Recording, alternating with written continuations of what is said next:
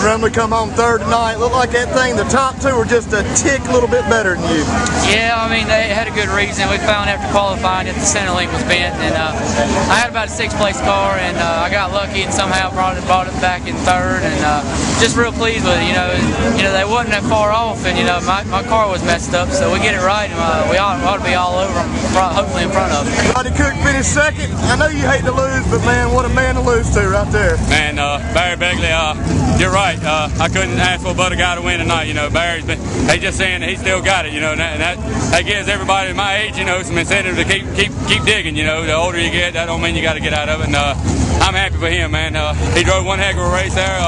He was fighting, he was hanging on. I was too, but he done a heck of a job. I know that pumps him up. Man, I'm happy. I'm happy for him too. It's just like a win to me to see somebody like him come over here and win. Here comes Barry.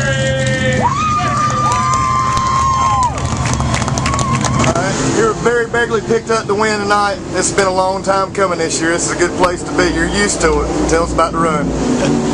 Well, didn't really know how it was going to be.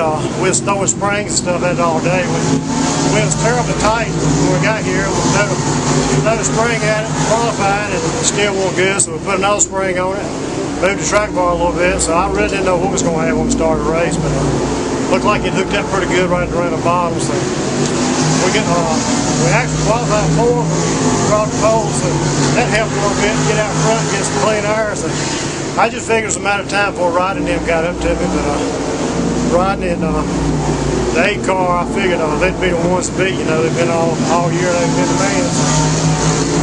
He got up behind me, but he was using a little patience with me. I don't know. I thought maybe he was playing with me for a while there, but I figured about 10 to go he was going to be charged. But I asked him, I said, "Did you give me any brakes?" He said, "No, I give it all I had."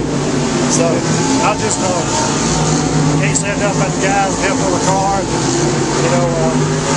Alabama Smuggler, they can come on board and help us a little bit this year. Hopefully we're going to get a little more so we could run a little more. But I'd like to thank those guys. I'd like to thank all the fans for coming out. Yeah, that's the thing. You beginning of the year, you just out there having fun. Looks like Barry Begley, you was wanting to win. This wasn't gonna give up until you won a race, and you dug deep and got it tonight. Well, like I say, it just happened to be our night. Like I say, Rodney has been good all year. You can't take nothing away from them. Leading in the points. I think he had the 2nd place, which has a few more points. I think he's gonna win his championship. Everything will be all right. Yeah, and you hadn't raced here, I think, 16 years when you come back this year? It's been about 15 years. Yeah. And how does this feel? You won national championship, you won titles in Orange County, South Boston, everywhere around. What is this?